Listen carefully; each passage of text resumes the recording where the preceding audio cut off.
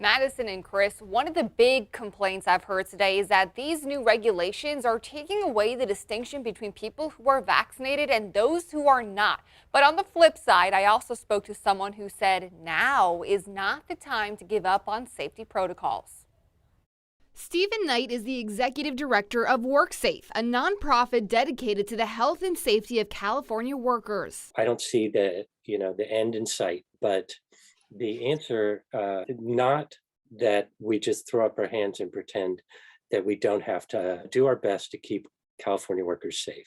He's in favor of Cal OSHA's new regulations. Even if you're vaccinated, if you've been exposed to COVID and cannot socially distance yourself at work, you will be sent home for 2 weeks. The idea that this pandemic does not affect people at work, that Cal OSHA doesn't have the authority to protect people at work is really problematic. Problematic is exactly what Robert Mutry would call the regulations. He's a policy advocate with the California Chamber of Commerce. I think the board's decision removes some of the incentive for employers to push vaccination on their workers, right? Because many employers early in the pandemic saw that there are benefits that they are allowed to keep operating differently if they push those vaccines. Employers must pay for COVID tests for vaccinated employees, even if they're asymptomatic, if they've been exposed. We're seeing more demand than ever for rapid tests, and we don't see directing them to vaccinated people being the best use of those scarce resources.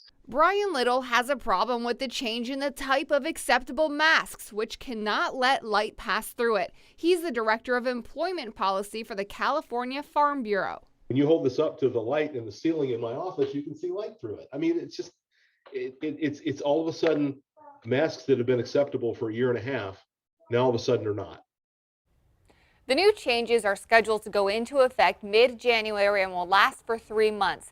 Now, it's important to note that the people I spoke to against the new changes are not denying the significance of COVID, but rather saying this is going to put a strain on many industries that can't actually socially distance themselves, like servers or film production.